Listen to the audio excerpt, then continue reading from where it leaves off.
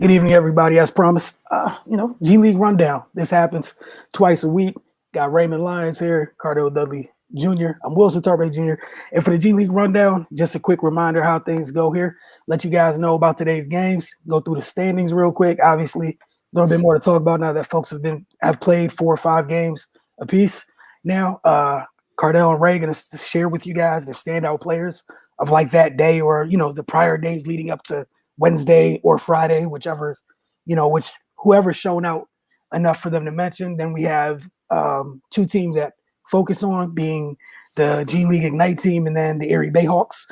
G League Ignite because of the young prospects on their roster, and the Erie Bayhawks because they got 4 or 5 members of the Washington Wizards G League team, and the Wizards aren't fielding a G League team this year.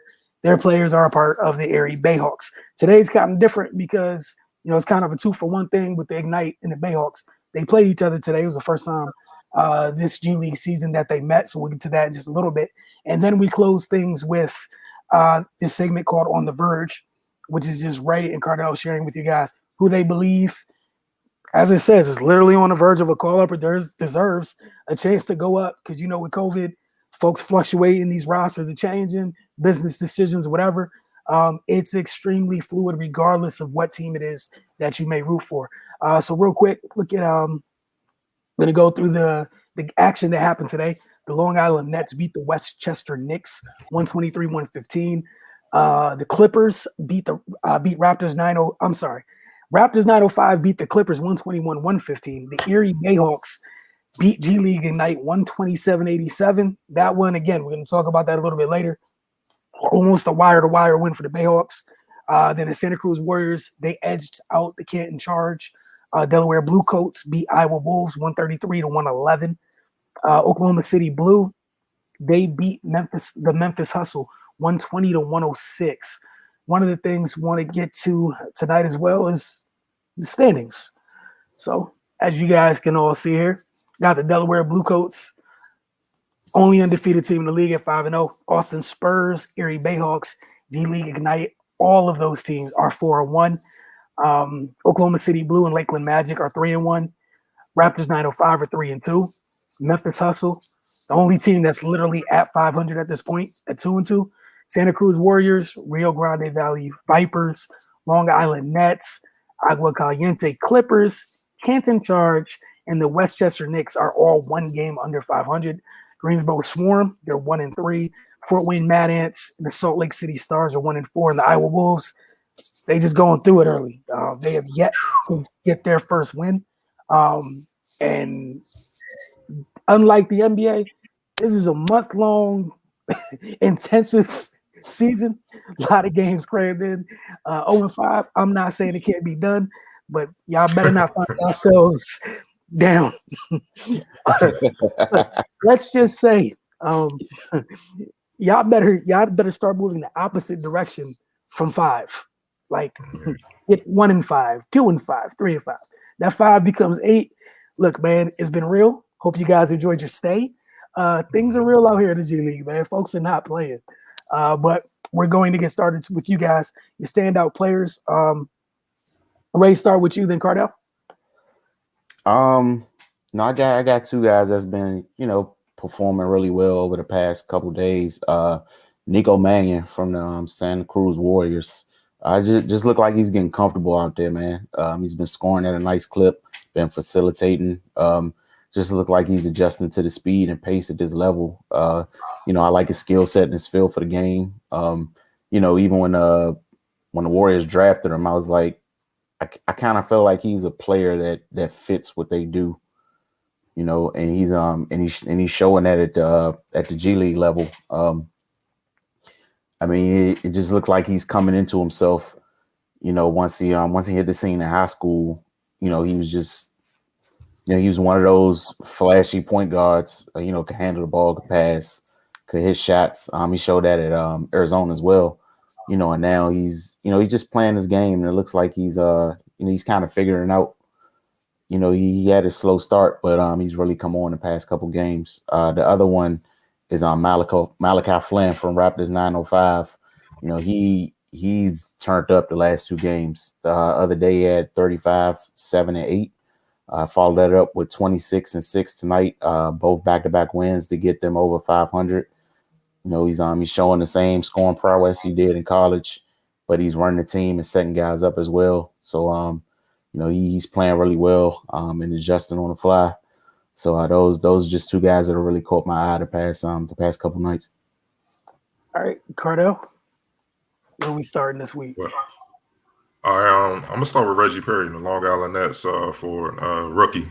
He played with the Brooklyn Nets for a few games, but obviously with the trades they made or whatnot, they got him down in G, getting some reps, having him develop.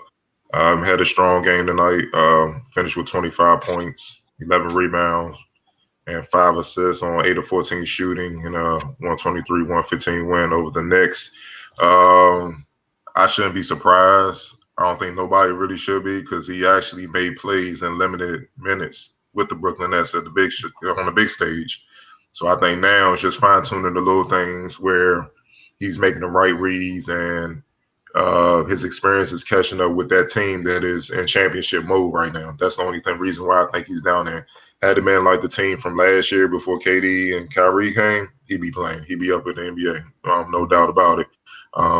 He can do it. He's very versatile. He can do it on the block, take you off the bounce. Definitely nice in the pick and roll, pop out, shoot jumpers, or roll the basket and finish strong. As you can see with 11 rebounds, he's a capable rebounder. The thing that is catching me by surprise, and maybe he had this in his game the whole time, but obviously with the Brooklyn Nets, he's not going to get that many touches or opportunities to show his playmaking. You know, having 5 assists, being a big, that's big. You know what I'm saying? So, obviously with that firepower that they got, look, his job is to finish if the ball just so happens to bounce to him by accident. You know what I'm saying? That's just the reality with being a rookie on a team with that firepower. It is what it is. So, you know, kudos to him. Another guy that shined today was 16 Henry Ellison. He finished with 27 points and 9 rebounds and 10 of 15 shooting from the field for the Raptors 905. I remember him from Marquette. Very technical, big. He doing inside and out. He's exactly what the league loves right now. A big that can stop and pick and pop, pick and roll. You can throw in the ball, ISO situations on the block. He's crafty on the day, even though he's not even close to being the most athletic big in there. His up and down, he can get you with a lot of up and downs, a lot of fakes. He just finds a way to get the ball. You know, he just finds a way to get it done. You know, get the ball in the basket, man. So, you know, I think he had a great game, man. You know what I'm saying? So, I mean, as you can see right here, the way he popped out in transition, big still haven't caught up with that, man. If you can shoot the 3 as a big, man, you have an advantage, especially in transition. I think he shined, and I know Raymond took Malachi Flynn had a great game as well, and that's why they pulled out the win, man. That 2-man combo is deadly, man. I'm looking forward to see how they keep going and keep improving as the season goes along. And last but not least, Delaware Blue Coat 6'9" rookie forward Paul Reed. He's doing work this season quietly. He's averaging 23 and 12. And once again, he handled business. He finished with 27 points, 15 rebounds, 5 steals, and 2 blocks on 13 of 21 shooting to lead Delaware to a 133-111 win over, as you just mentioned, the winless Iowa. And if that, I don't know, man. If that dude ain't getting calls, I don't know what you gotta do, dog. Because he's been murdering. I just know the way of putting it. When I say murdering, man, you know, one thing to average 23, but when you averaging a double, see 12 rebounds, that's elite. You know what I mean? That's you getting it in, man. So, and then what he did defensively, 5 steals and 2 blocks is a big 6'9" big. And man, he on his game, man. So I think for him, it's just remain consistent. And I'm pretty sure after this month is over, if he don't get called up before, somebody will need him, because he's, you know, this grind of a season, guys hurting. You know what I mean? So I see him getting a shot. All right. Tonight's kind of weird. As we told you, you know, the Ignite and the Bayhawks notes, they're usually separate. So I'm just going to switch the tabs every now and then, just to pretend things are happening. But pretty much this section, it's together. I'm going to throw up just the condensed, some of the condensed game highlights while Ray and Cardell share thoughts on what they saw today. I know, Ray, you went first earlier. Cardell, let you kick this one off. And then Ray, just your thoughts on, you know, just like regular G League Ignite and then the Bayhawks. Hey man, the Bayhawks on that Joe Jackson. They came out there, Michael was acting up. They got right to it. You know what I'm saying? Beat the brakes off them boys. It was over in the first quarter. We gonna keep it a buck, man. That joint it was over in the first quarter. Bayhawks beat the Ignite 127-87. Yeah, y'all read that. Previously unbeaten Ignite 127-87. The Bayhawks torched Ignite. You know, they shot 17 and 41 from three, and that's really what blew the game over. They really couldn't miss in the first half. It was bad. But it was also the defense and inexperience of the youth on that team. What the Ignite got to learn and what people got to understand, the Ignite are like the primetime team because they got a lot of projected lottery players, you know, a lot of top tier prospects that would have been in college this year fighting for draft spot, but now they're in the G League playing against grown men. These grown men have played 4 years of college. Some of them have been in the league. Some of them have experience being overseas in the G League. They looking at these kids like they're food. So they know the G League Ignite gonna be on ESPN and ESPN2 every game. So this is their chance to show all the entire NBA I deserve to be up there. So they coming hard. They're not gonna let these kids just coming in and deal with them like that. They got off to a 4-0 start, so that just increased the spotlight on them. So the Bayhawks came in and they handled business. They went right at them. You could tell that's what it is because even when they were making plays and stuff, you know, normally you might see a couple guys that's cool, other guys on their own thing. Nah, the whole team was clapping, high-fiving each other after a good play. They really wanted to smack the hell out of these young boys, and they did. You know, Jalen Adams shot 3 for 5 from 3. Caleb Holmesley shot 4 for 7 from 3. Najee Marshall shot 3 for 6 from 3. Cassius Winston shot 3 for 6 from 3. Gerard Udall shot 3 for 7 from 3. Like I said, the game was over in the first quarter because they couldn't guard the 3. It was as simple as that. Bayhawks turned the Ignite over. They scored 20 points off of their turnovers. And they had Ignite had 20 plus turnovers in the game. So it was just ugly to begin with. They couldn't keep control of the ball. The Bayhawks got off to the races, scored off those turnovers. And it's hard to come back if you keep giving them possessions on top of them, just torture you from deep. Local product, Eleanor Roosevelt, Hargrave, Najee Marshall, DC Premier. He was huge off the bench with 21 points, 4 rebounds, and 2 assists.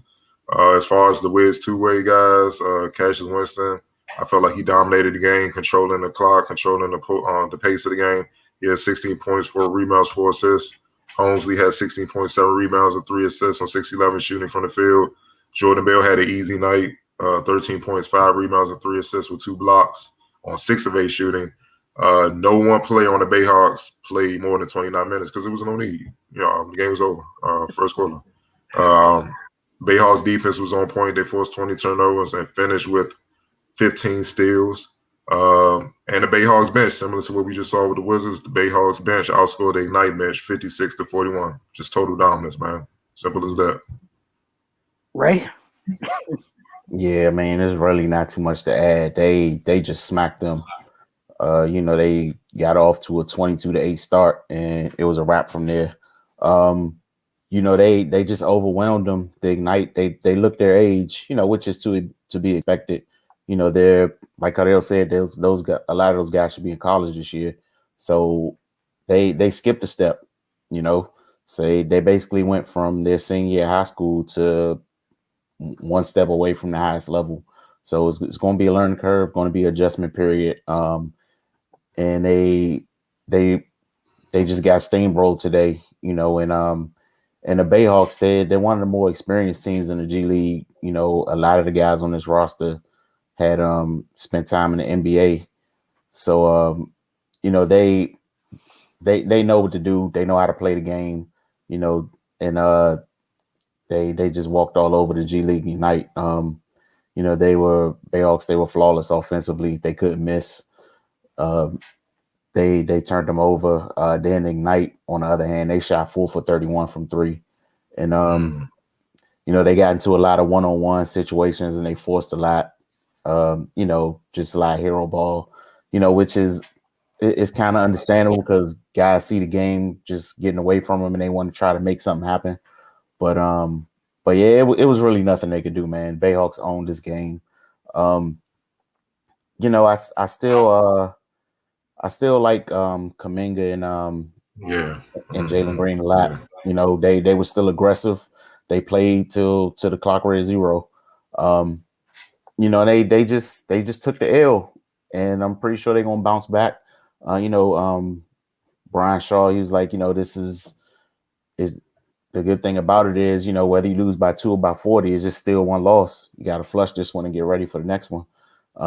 And you know, it's a good lesson for these young guys, you know, because you're gonna have nights like this.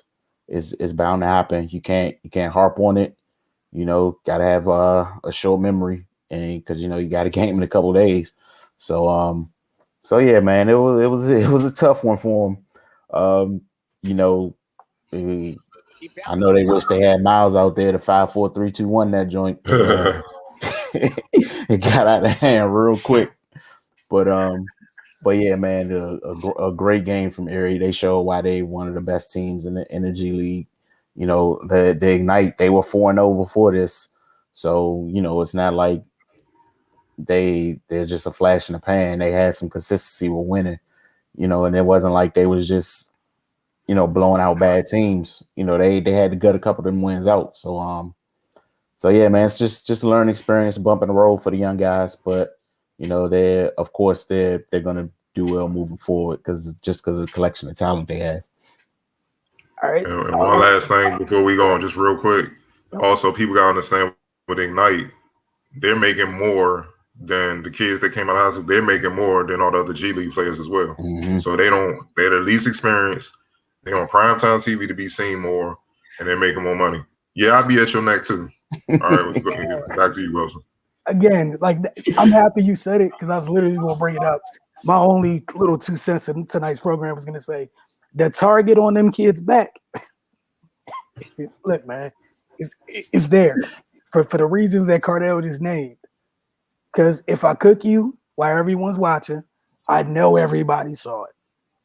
Can't nobody say they didn't see most of these games on ESPN Plus, right? Mm-hmm. You play the Ignite, sometimes you end up on ESPN too. ESPN, ESPNU. You're off the plus, all right? Changes things a little bit. So all the reasons Cardell just named.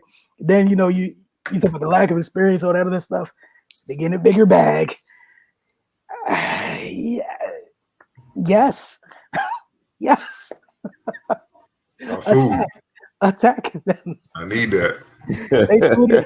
They threw them young folks in shark-infested waters and then sprinkled some extra chum on them, just in case.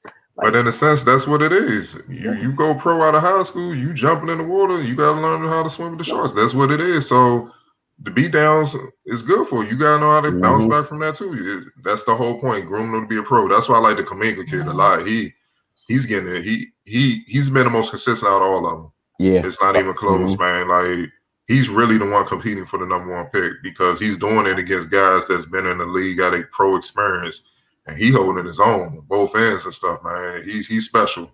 Yeah, if I had to point to somebody being the #1 pick, it's him because I could trust what he's doing against these players because everybody's playing hard, everybody's talented.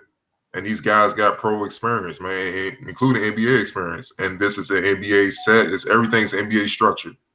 So I could trust what I'm seeing with him a lot more than even what I'm seeing from guys in college with the COVID. You might play this game, miss 2 weeks and stuff. You guys overseas and possibly playing. It's too much uncertainty with the other things. So, and this year, these kids made a good decision to come. You know, I know every kid can't come out, obviously, but can't join this program. But you know, for these kids, it's looking like they made a great choice, and I think more kids gonna try to flock. But this Kaminga kid, he's special, man. I like him, man. His motor, man, he just don't quit, and that's key to being a pro, especially at the NBA level, man. He like they was down 40, he's still trying to hoop. You know what I'm saying? So much respect to that kid. He got it. And I learned on the broadcast, he reclassed up. He did the opposite what kids doing now, so he's actually younger than everybody. You know what I'm saying? So and doing this thing, man. So that means his ceiling is higher. He seems to be more pro ready, and he's younger. I get more bang for my buck. Yeah. Lead me, #1 pick.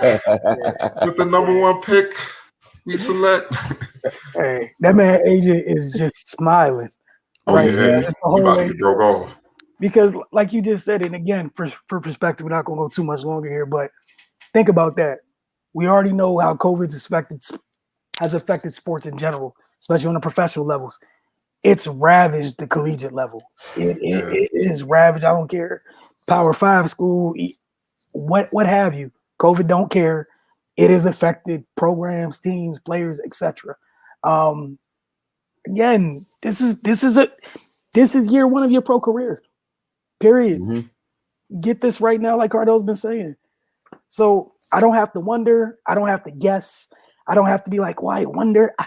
Does it translate? No, I can just let me go look at his film. Yep. Yep. And again, this is going to change. This is going to have an effect on draft boards going forward because these kids got a hell of a leg up over somebody in another school because at the end of the day, they already in a pro system, bro. They're already there. There's no, I wonder how do they take pro coaching? I don't got to guess. A.B. Shaw. Yep. A Jared Jack. Hey, Amir Johnson. Oh, it's huge. But all right, real quick, guys, on the verge. Whoever wants to go first here. Did anything change for you guys? I guess that's the better question. Paul Reed, Malachi Flynn, definitely. And the entire Bayhawks team, the way they look today, they need to get called up. But you know what I'm saying. But yeah, I'm in there like that, man. Right. Yo, I literally have almost that word for word in my notes. Like, cause it's obvious. Like Cardell highlighted Paul Reed earlier. He's just been ranking shop, and the way Malachi Flynn has been coming on lately, you know, is you got to get those dudes their props. And then the Bayhawks, most of those guys, basically already been there before. They're just waiting for their second chance. So yeah, man, it's I concur. Gosh darn it, guys! You guys out here agreeing and stuff, making things easy. But nah, seriously, guys, thank you for hanging with us tonight. And again, man, get you some time. Watch this G League season. It's only a month long, so pretty much some of y'all waiting for shows to come out streaming wise. Fill the time up with G League. You ain't even got an excuse. Some things ain't hitting until March. And some of the things you're waiting on are week to week. Everything else ain't even really worth watching. So get you some G League in. You might as well. Go learn you something. Especially if your team's bad. You know, I used to be one of them people. My team was always trash. I was always looking forward to next year. If you're someone who used to be like me, G League yourself. Go watch.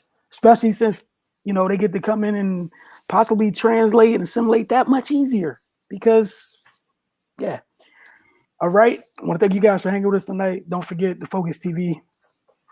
And then every Wednesday, every Friday, right here, G League Rundown. We'll see you guys on Friday evening.